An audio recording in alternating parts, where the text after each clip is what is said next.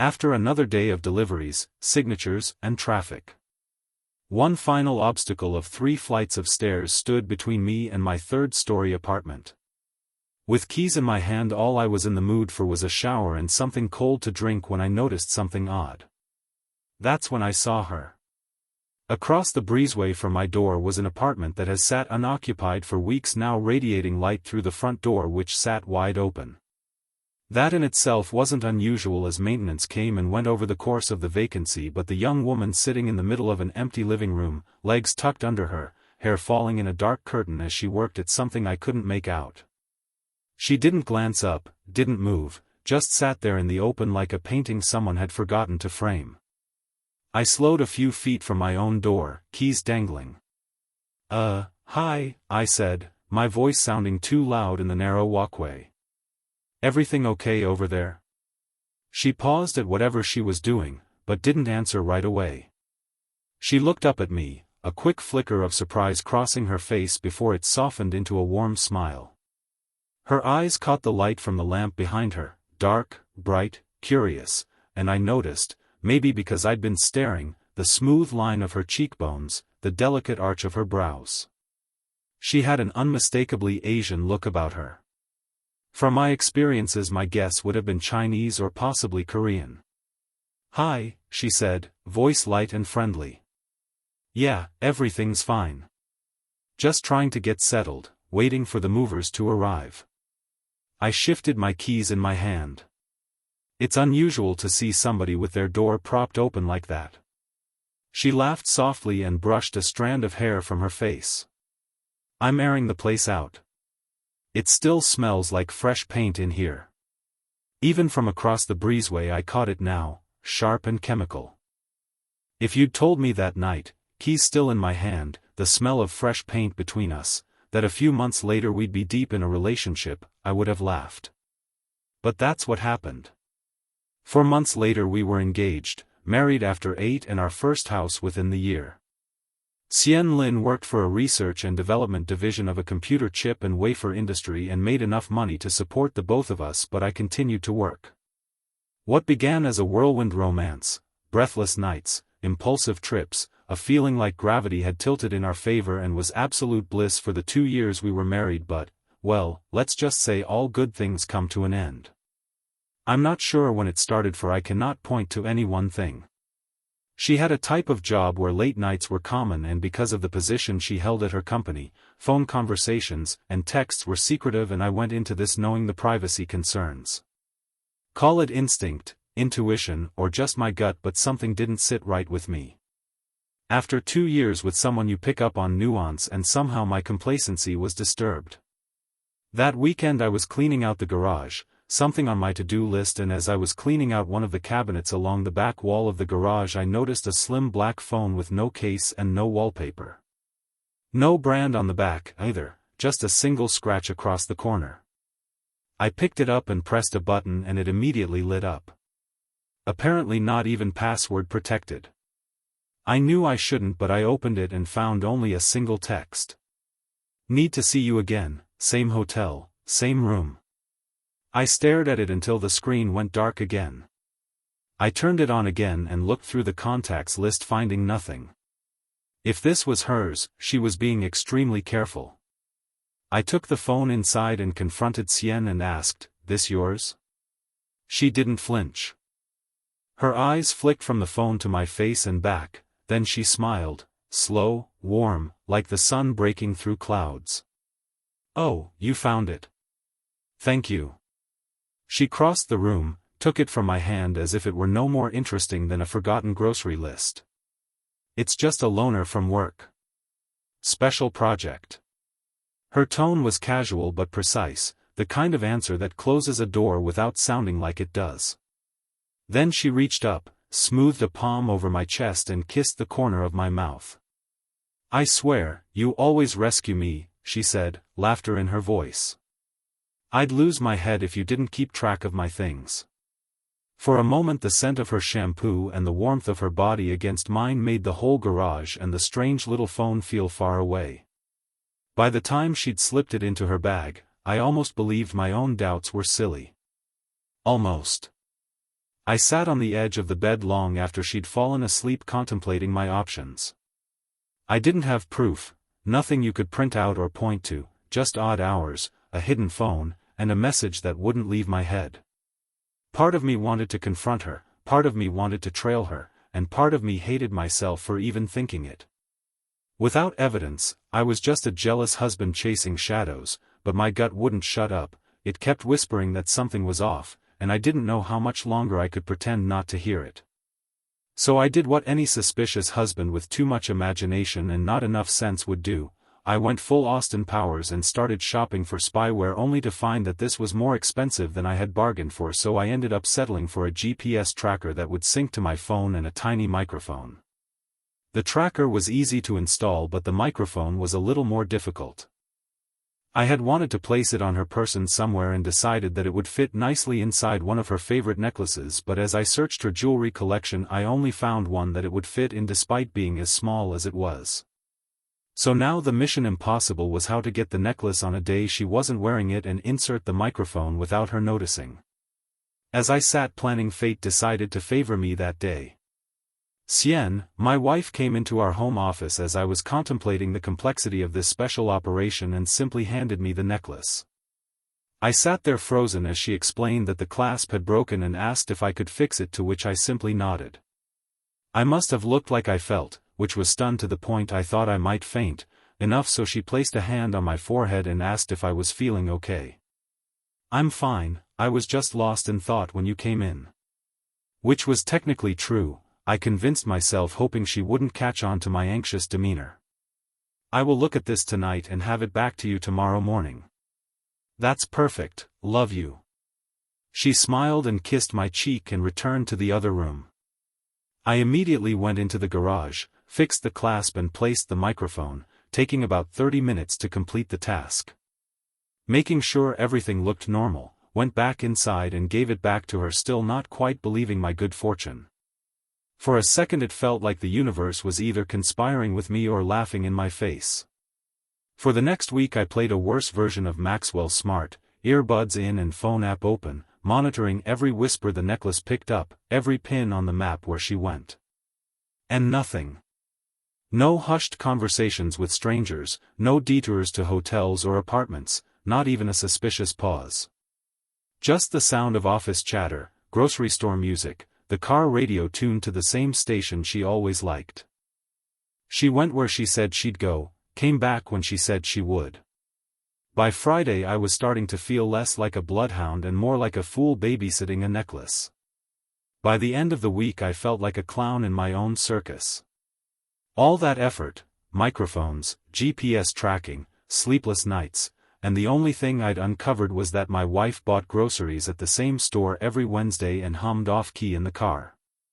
I sat at the kitchen table one evening, staring at the necklace glinting in the lamplight, and wondered if I'd gone completely off the rails. Maybe I was just the jealous husband everyone warns you not to become. Then one night as I drove home the world I thought I knew ended. As I fought through traffic the app on my phone lit up, the necklace mic had gone live. Usually it was boring background noise, but this time her voice came through clear, sharper than I'd ever heard it. "I need to see you." A male voice with an Asian accent burst through the phone. "I told you, I can't keep slipping away like this," Sien said. "He is getting suspicious." The man's voice, steady and low, "You don't get to decide that. I need to see you. Tonight. Same place." She sighed, a long pause. "All right. But it can't be for long." The words kept circling in my head, "You don't get to decide." What the hell was that supposed to mean? Was it some twisted lover's ultimatum, or the kind of control someone had when they knew a secret you couldn't afford to share? I followed the GPS tracker into a mall parking lot where I saw her car near the edge and parked far enough to see her car but not be noticed. Not long after, a black Mercedes pulled in 2 spaces away, and to my heartbreak I watched as my wife climbed out of her car and into his. From where I sat, I couldn't see much through the tinted glass, but the necklace mic came alive in my earbuds. The man's voice was low, edged with urgency. "He's watching you more closely. That's a problem. Cien sounded calm, almost bored. There is no problem. Rick thinks I'm having an affair. That's all. He sees shadows where there aren't any. I can control that. This wasn't the plan, the driver snapped. A beat of silence. The faint hiss of the car's vents. Then Cien again, softer, steadier, trust me. When the time comes, I'll confront him with the affair and leave. He'll never be the wiser. I sat frozen in my car, knuckles white on the wheel. My wife was talking about me like I was some obstacle to be managed. You're compromised, the driver said quietly. We're arranging extraction. Tonight. Tonight? Cien pushed back. That will endanger the mission. The mission is over, he said flatly. The decision is made. You will leave for the airstrip. The husband situation will be dealt with. That isn't necessary. Let me complete the plan. I'll tell Rick I'm leaving him for my affair partner. No more exposure. No more compromised resources. Her voice, my wife's voice, on the phone app made my blood run cold. She was speaking casually, professionally, and my brain couldn't process what I was hearing. What exactly did he mean by dealt with? It's too late, the driver continued. A team is already on the move. It will look like a suicide. A despondent husband uncovering his wife's infidelity. The script is perfect. I sat there in absolute shock. I had just heard my death sentence. My life was going to end to protect some foreign operation my wife was a part of. I started my car as discreetly as I could and pulled out of the lot, praying no one noticed. I drove home like my life depended on it, hands slick on the wheel, heart hammering hard enough to crack my ribs. The road was a blur of headlights and stoplights. Every time I checked the rearview mirror, I expected a dark sedan. The words I'd heard echoed, pounding in my skull. That wasn't the language of an affair. That was something else, something I wasn't supposed to hear. I let out a shaky laugh. Jesus, she's not cheating. I said it out loud just to test the shape of it. But the relief I thought I'd feel never came. It was worse. So much worse. I thought about the police. Driving straight there, dumping this nightmare on someone else. I pictured myself at the counter, stammering about secret meetings and handlers. Then I saw their faces, bored, skeptical, maybe even pitying. A jealous husband spinning stories.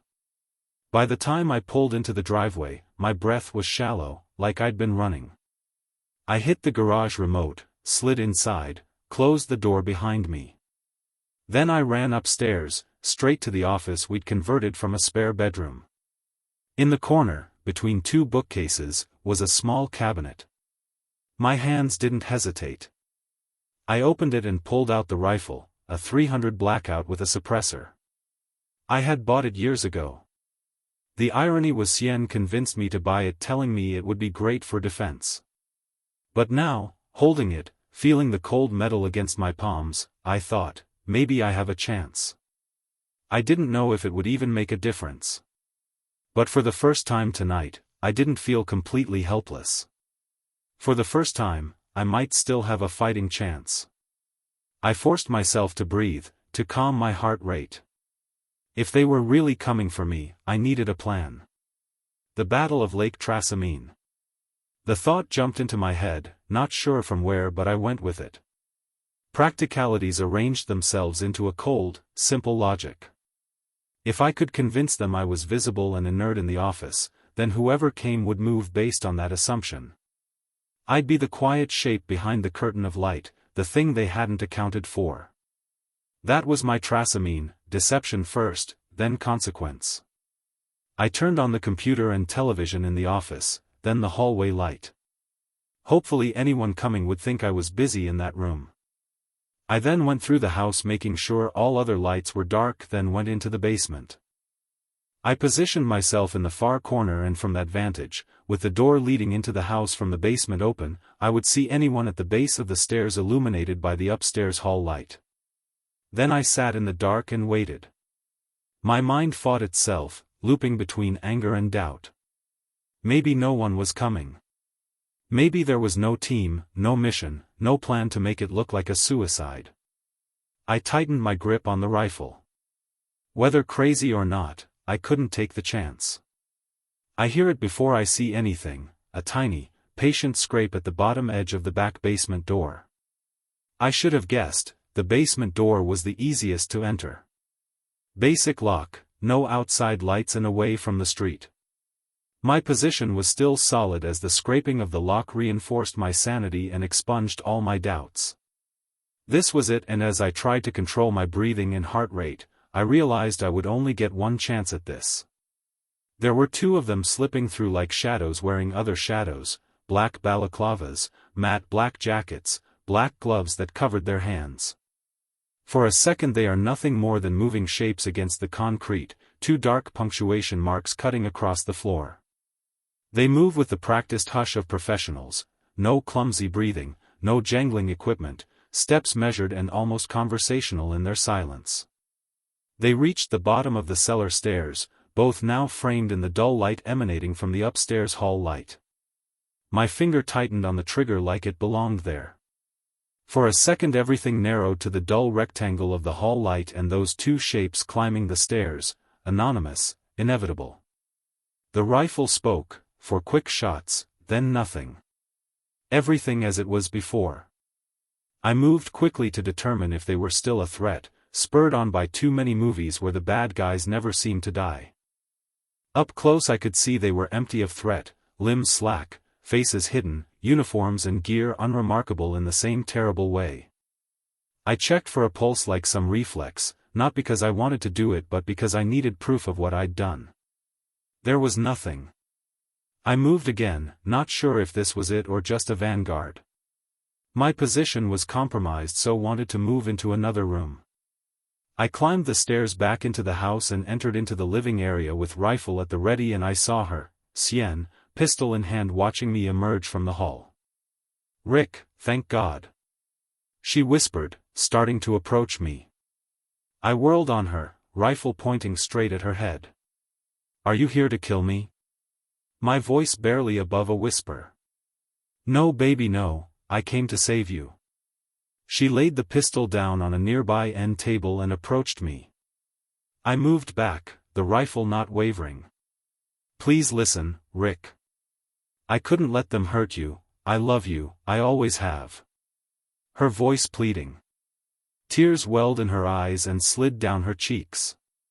For a moment I just stared at her. My hands trembled on the rifle, but not from fear, something else. The fight downstairs, the silence afterward, it had all taken something out of me. I felt hollow. She stepped forward. "Stop," I said.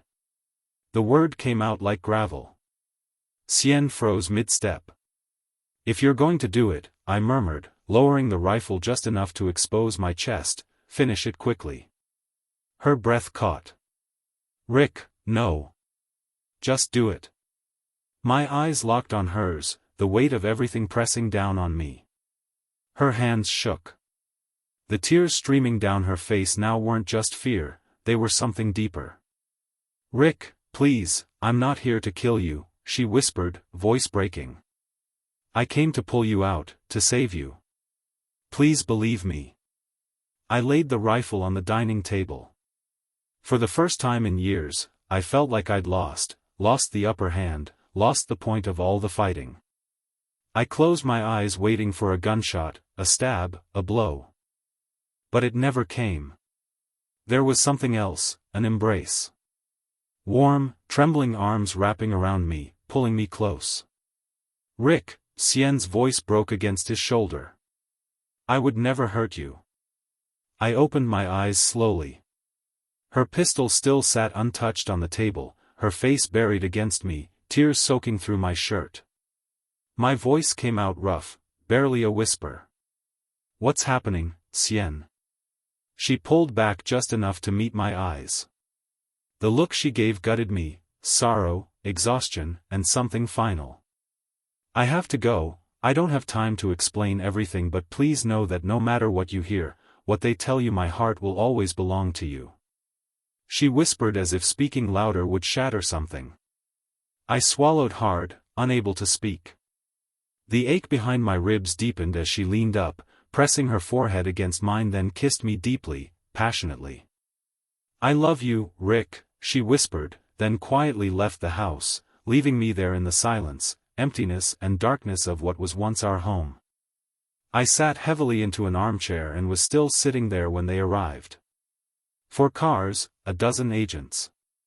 All from a mix of 3-lettered agencies that filled a dictionary. Mr. Mason? A man entered through the front door with a jacket lettered with FBI. With his hand on his weapon he gazed at me intently. Yes, I said simply. Any weapons? He asked. I pointed to the table where my rifle sat. And the intruders? He continued. The basement. I said flatly. He seemed satisfied and turned to talk to another agent from the DHS while the others spread throughout the house. I wasn't arrested but was placed into a car. The drive was about 30 minutes, but during that time I closed my eyes and a clarity washed over me. All the events that led up to this moment finally made sense. My epiphany was short-lived as I arrived at an imposing-looking building in the middle of the city. The car doors clicked open in unison, and 2 agents escorted me inside. The building's corridors were sterile and humming with fluorescent light, the kind that made everyone look guilty. They led me into a windowless room with a one-way mirror, metal table and 3 chairs. A camera blinked in the corner. I sat. The chair across from me stayed empty for a minute before the door opened again. 2 agents entered, one in a dark FBI windbreaker, the other in a plain DHS suit. The FBI man set a file down on the table. I'm Agent Rourke. This is Agent Morales. You've had a long night, Mr. Mason. Yeah, I muttered. You could say that. He nodded. So why don't you tell us everything that has happened up until now? Why do I get the feeling that no matter what I say, you will already know the answers? I replied dryly. Agent Rourke shrugged. Humor us. So I did. I started with my suspicions of her infidelity, the conversation I wasn't meant to hear, the fight in the basement, and finally, the confrontation with Cien, carefully leaving out the personal parts. Rourke pulled out a photo and slid it across in front of me. You might find this interesting. It showed an Asian man slumped in a black Mercedes, the same car I saw Cien climb into hours ago. Shot through the heart at close range. Agent Morales then asked, Do you know where your wife is now? I don't. I began to answer, but something in my brain clicked and the truth crashed through me like a flood, cold and merciless. Rourke looked at me intently, studying me. She's here. I stated, looking through the agents and into the one-way glass behind them. Why would you think that? Morales looked at me questioningly. There are 3 scenarios that come to mind in a situation like this. I began. The agents exchanged a glance, waiting for me to continue. The first, you ignore me entirely, write me off as an unwitting spouse, and let me stew in whatever story Cien fed me about her affair. Second, you allow them to kill me using me as bait to draw them out because none of you actually care what really happens to me. And third, you arrest me as some co-conspirator and bury me in a cell. I hesitated, still looking into the mirror behind the agents. But since none of those things has happened, yet, something else, something unusual must have happened. Morales folded her arms, a faintly smug look crossing her face. And what do you think that is? The fact that her handler is dead, and that she showed up at the house immediately after the fight, tells me she tried to protect me, and exposed herself in the process. My voice faltered as the picture formed. She gave herself up.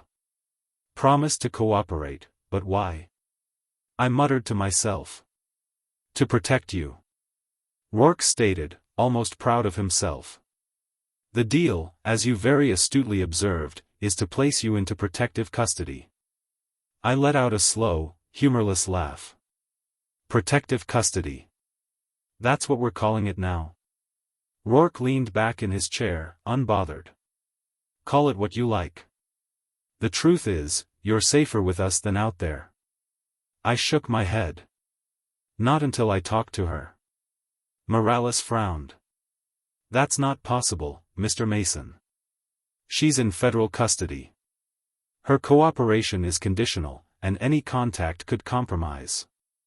I don't care, I cut in. I'm not going anywhere until I see her. Rourke exhaled through his nose, the faintest sign of irritation. You don't get to make demands here. I met his stare. Then I guess we're done talking. Silence stretched between us. Morales looked to Rourke, then back at me. You're not helping yourself. Maybe not, I said, leaning forward, but I'm done being handled. You want me to cooperate? Fine. Let me talk to her. Rourke tapped a finger against the file, considering. You're wasting time, I said. You've already decided what I am, a liability, a witness, whatever fits the paperwork. But if she's talking, you've got nothing to lose by letting me speak to her. Morales folded her arms. That's not your call. Maybe not, I shot back, but it's yours to make. If she's really cooperating, you'll get more out of her after she sees me. You know it. Rourke's jaw flexed. He looked down at the file again, then exhaled through his nose. Stay put. He turned to Morales. Get me authorization. She hesitated. You're serious? I'm serious, he said, already heading for the door. If he wants to talk to her, we'll see what the brass says. The door shut behind them, leaving me alone with the low hum of the lights and the echo of my own words. For the first time that night, I felt something dangerous stirring under the exhaustion, hope and a plan that was nothing but a long shot. The door opened a few minutes later. Rourke stepped in first, looking none too pleased. Behind him, 2 uniformed agents guided Sienne into the room, her eyes hollow from exhaustion, but the instant she saw me, everything else fell away. Rick, she breathed. Before anyone could stop her, she rushed across the room. The agent started to move, but Rourke lifted a hand, letting her go. She threw her arms around me, trembling, her words tumbling out against my shoulder. I motioned to the 2 chairs that the agents occupied minutes earlier and we sat facing one another, holding hands. So you didn't really cheat on me? I asked stupidly. Sienne laughed, but it sounded like a sob. I looked into her eyes and the realization struck me. You knew, about the tracker, the microphone, you knew I was listening. You didn't want to leave me without me knowing the truth. She smiled and gave me a look mixed with relief and pride. I love you, Rick. It wasn't supposed to happen, but somewhere along the way I did, totally and completely, and when they wanted to eliminate you I broke. I'm not running Sienne. I said firmly. I'm not letting these people force me to hide. You can't do this, she whispered, frantic. You can't refuse them. They'll come for you, they'll kill you, Rick. You don't understand what's coming. Do you really believe they will come for me? I asked quietly. Tears lined her eyes but didn't fall. They don't tolerate failure, and now that I have betrayed them they wouldn't hesitate to use you to get to me. Could you protect me? The question took her aback. Yes, but... I cut her off by standing suddenly, speaking to the room. I am not going to give up my name or my life for these people. Sienne looked up at me in horror. No, you can't. I looked at her reassuringly. I would like to propose a counter-offer to you. As I see it, you have nothing to lose and an opportunity that you may not have considered. Before anyone could respond, a sharp vibration broke the silence. Rourke's phone buzzed. He glanced at the screen, his expression tightening. Yeah, he said after a pause, listening. His eyes flicked toward me, then Xian. Understood. He ended the call and slipped the phone back into his pocket. He looked defeated. Both of you, come with us. Two agents stepped forward, guiding us out of the interrogation room. The corridor beyond was sterile and humming with fluorescent light, lined with closed doors and mirrored glass. No one spoke as we walked, the sound of our footsteps was the only thing filling the space. After a few turns, we stopped before a reinforced door with a keypad lock. Rourke keyed in a code, and the door clicked open. The room inside was larger, colder, a conference room. A long table dominated the center, surrounded by 8 individuals in suits representing FBI, NSA, DHS, and even CIA, each with the air of someone who had long since stopped being surprised by anything. "Mr. Mason," Rourke said, gesturing for me to sit, "these are the people who get to decide what happens next." The man from the CIA leaned forward, folding his hands. "We understand you have a proposal," he said evenly. I leaned forward, resting my forearms on the table. "You want to keep me alive because Xian's cooperation depends on it. You want her safe because she's more valuable breathing than in a body bag. So instead of locking us in separate holes and pretending that's protection, I have a different offer." 8 pairs of eyes turned toward me. "Let us stay together," I said plainly. "No safe house, no handlers breathing down our necks. Just a life. Somewhere quiet. A place where we can disappear, but stay useful to you when needed." There was a murmur among them, low voices, skeptical but not dismissive. Finally, the man from the CIA leaned back in his chair. "You think that's going to work? You think you can just play house while the people she betrayed are hunting both of you?" Xian reached for my hand under the table, squeezing it tightly, her eyes flicking between me and the officials. For the first time since this began, she didn't look like a spy, just someone desperate for a second chance. "Consider this, I will have the best bodyguard anyone could ask for." Looking at Xian. "Her actions tonight speak louder than words and is motivated by love. I'm sure your profilers can vouch for that."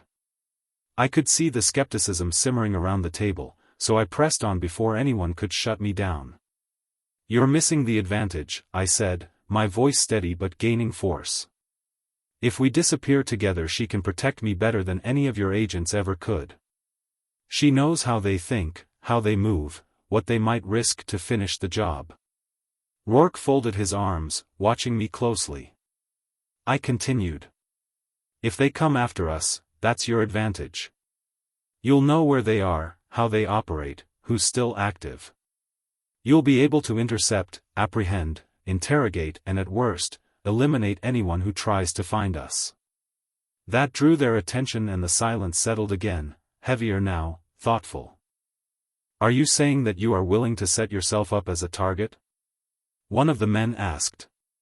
"I would rather face the dangers on my terms than hide in captivity under yours." "Thoughts?" the NSA man at the corner of the table asked. "Everything that has been suggested is a bit unorthodox but has merit," one of the 8 stated quietly. "But represents a huge risk to everything gained here so far." I jumped in. "I am no intelligence expert but it's not that difficult for me to imagine that every operation you plan for has an element of risk." The CIA man exhaled slowly, rubbing his temple. "If this works, it's a live conduit into one of the most insulated spy networks we've ever dealt with." The silence stretched long enough that I could hear the faint buzz of the lights overhead. The officials exchanged glances, a few murmuring to one another in clipped, coded tones. Finally, the man from the CIA leaned forward, elbows on the table. "All right, Mr. Mason. We'll do it your way." As the agents gathered their files and stood to leave, I caught my reflection in the dark glass on the far wall. For the first time since this began, I didn't see a man running from something, I saw someone walking straight into the unknown, but on my own terms. It's been 2 years. The morning mist hung low over the evergreens, curling through the trees like smoke from an unseen fire. The house sat halfway up a ridge in the Oregon coastal range, a modest but modern home in quiet isolation. 80 acres of forest surrounded it, dense, private, unreachable without purpose. From the back deck, I could see the spine of the Cascades on a clear day, Hood, Jefferson, the sisters, distant and blue in the morning haze. Out here, the silence had a different weight. It wasn't the silence of fear or waiting, it was the silence of distance, of being forgotten. Sienne shuffled out in a robe with 2 mugs of coffee and handed me one. In 2 years she hadn't killed me in my sleep and she hadn't left. In fact, we had road-tripped across the country to Florida and visited Disney World, then back again. Life was good. In that time no one had come for us. At least that was what Big Brother kept telling us. I honestly didn't want to know, but figured since they were leaving us alone and allowing us to travel, they were being secretly successful in dismantling Sienne's former network. That evening, the sun sank behind the ridge, spilling gold through the trees. Sienne leaned against the rail beside me, her robe brushing my arm, both of us quiet as the forest settled for the night. The air smelled of pine and cooling earth. Somewhere down in the valley, an owl called once, then again. She reached for my hand, fingers warm around mine, and for a long while, neither of us moved. The wind shifted, carrying the scent of rain, and we stood together watching the last light fade. I looked down at Sienne and a thought came to mind. Something I oddly never considered before now. Is Sienne Lin your real name? She looked up at me and smiled.